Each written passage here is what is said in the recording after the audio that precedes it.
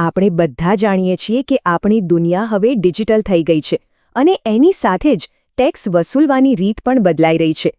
હવે સરકારની નજર ફક્ત આપણા બેંક ખાતાઓ પર નથી પણ આપણા આખા ડિજિટલ ફૂટપ્રિન્ટ પર છે.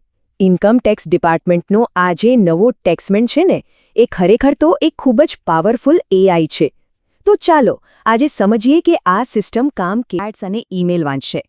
પણ જુઓ, હકીકત થોડી અલગ છે. એવું નથી કે સરકાર દરેકના પર્સનલ મેસેજ વાંચી રહી છે, પણ હા, એ સમજવું બહુ જ જરૂરી છે કે અમુક ખાસ કાનૂની સંજોગોમાં તપાસ એજન્સીઓ પાસે ડિજિટલ કોમ્યુનિકેશન એક્સેસ કરવાની સત્તા ચોક્કસ છે. આનો સીધો મતલબ એ છે કે આપણી ડિજિટલ પ્રાઇવેસી કદાચ એટલી પણ પ્રાઇવેટ નથી જેટલી આપણે માનીએ છીએ. તો સવાલ એ થાય કે જો આપણા પ્રાઇવેટ મેસેજ પર સીધી નજર નથી રખાતી, તો પછી આખી નવી સિસ્ટમ કામ કેવી રીતે કરે છે? ચાલો, આ આધુનિક AI ટેક્સમેન કેવી રીતે વિચારે છે અને કામ કરે છે એને જરા નજીકથી સમજીએ. અને વાત એમ છે કે એમને તમારા મેસેજ વાંચવાની જરૂર જ નથી, કેમ કે એમની પાસે એક એવી AI સિસ્ટમ છે જે આપણા ફિનાન્શિયલ ડેટાના અલગ-અલગ સોર્સને એક સાથે જોડે છે, જેમ કે પ્રોપર્ટી રજિસ્ટ્રેશન, બેંકના ટ્રાન્ઝેક્શન્સ, GST ફાઇલિંગ અને ક્રેડિટ કાર્ડ પર થતા મોટા ખર્ચાઓ. આ બધા જ ડેટાને એનાલાઇઝ કરીને જ શંકાસ્પદ કેસ શોધી કાઢવામાં આવે છે. આ ખરેખર એક બહુ મોટો બદલાવ છે. તમે જુઓ, જે જૂનું 1961નો ઇન્કમટેક્સ એક્ટ હતો, એનો મુખ્ય ફોકસ હતું ફિઝિકલ એસેટ્સ પર, એટલે કે રોકડા પૈસા, સોનું અને જમીન મિલકત. પણ હવે જે નવો કાયદો આવી રહ્યો છે, એનું ફોકસ સંપૂર્ણપણે ડિજિટલ દુનિયા પર છે. આમાં ક્રિપ્ટોકરન્સી, ઈમેલ્સ, સોશિયલ મીડિયા અને દરેક નાના-મોટા ઓનલાઈન ટ્રાન્ઝેક્શનનો સમાવેશ થાય છે. તો આ જે આધુનિક ટેક્સમેન છે, એ બીજું કંઈ નહીં પણ સરકારના પ્રોજેક્ટ ઇનસાઇટ હેઠળ કામ કરતું એક AI એલ્ગોરિધમ છે. આ સિસ્ટમ શું કરે છે?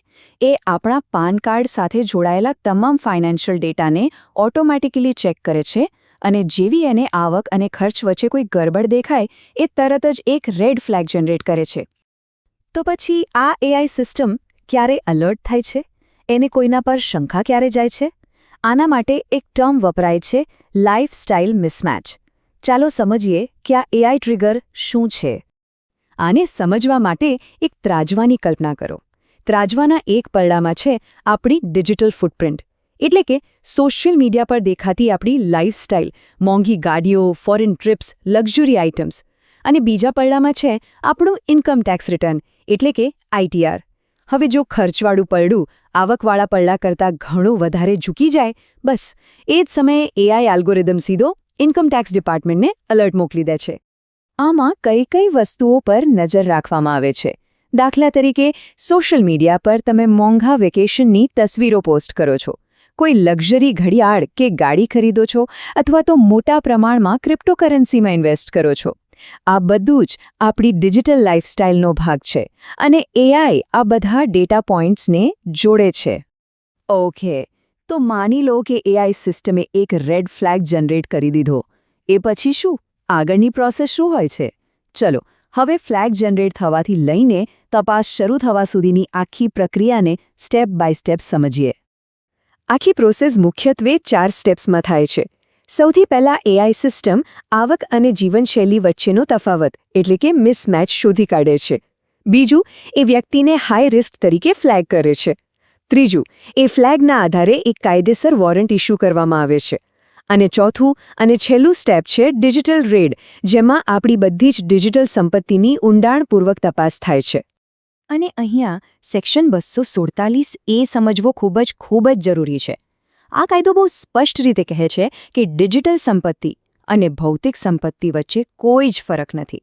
જે રીતે અધિકારીઓ ઘરની તિજોરી ખોલીને તપાસ કરી શકે છે, બસ એ જ રીતે તેઓ આપણા ઈમેલ, ક્લાઉડ ડ્રાઈવ અને ક્રિપ્ટો વોલેટની પણ તપાસ કરી શકે છે. કાયદાની નજરમાં બંને એક સમાન છે. આ બધું સાંભળીને કદાચ થોડી ચિંતા ખાય, એ સ્વાભાવિક છે, પણ ગભરાવાની જરૂર નથી. સૌથી અગત્યની વાત એ છે કે આ નવા માહોલમાં આપણે પોતાની સુરક્ષિત કેવી રીતે રાખી શકીએ. ચાલો એક ઓડિટ પ્રૂફ બ્લુપ્રિન્ટ જોઈએ, જે આપણને કમ્પ્લાયન્ટ રહેવામાં મદદ કરશે. આનો સૌથી સરળ અને સીધો ઉકેલ એક જ છે. આપણી ઓનલાઈન અને ઓફલાઈન દુનિયા વચ્ચે સંતુલન હોવું જોઈએ. મતલબ કે સોશિયલ મીડિયા પર જે લાઇફસ્ટાઇલ દેખાય છે એ આપણા આઈટીઆરમાં બતાવેલી આવક સાથે મેચ થવી જોઈએ, કારણ કે આ બંને વચ્ચેનો મોટો ગેપ જ એઆઈ માટે સૌથી મોટો રેડ ફ્લેગ છે. તો આ ઓડિટ પ્રૂફ બ્લુપ્રિન્ટના 3 મુખ્ય નિયમો યાદ રાખવા જેવા છે. પહેલું, પારદર્શક બનો. ખાતરી કરો કે તમારી ઓનલાઈન લાઇફસ્ટાઇલ અને તમારું આઈટીઆર એકબીજાને સપોર્ટ કરે છે. બીજું, સાવચેત રહો. યાદ રાખો કે ઓનલાઈન મૂકેલી દરેક પોસ્ટ એક કાયમી ડિજિટલ ફૂટપ્રિન્ટ બનાવે છે. અને ત્રીજું, ગંભીરતા રાખો. તમારા ડિજિટલ વોલેટને એટલી જ ગંભીરતાથી લો જેટલી તમે તમારા ફિઝિકલ બેંક એકાઉન્ટને લો છો. તો આખી વાતનો સાર એ જ છે કે આપણી ડિજિટલ સંપત્તિ અને આપણી ઓનલાઈન હાજરી બંનેને હવે ફિઝિકલ બેંક ખાતા જેટલા જ કડક કાયદાકીય અને નાણાકીય નિયમો સાથે મેનેજ કરવા પડશે. આપણી લાઇફસ્ટાઇલને આપણી આવક સાથે મેળવીને ચાલવું પડશે. ડિજિટલ વોલેટ્સ પર બરાબર ધ્યાન રાખવું પડશે અને કોઈ પણ મોટું પગલું ભરતા પહેલાં એક્સપર્ટની સલાહ લેવી હંમેશા ફાયદાકારક રહેશે. Patel, tax consultant, specializing in income tax, GST, and accounting.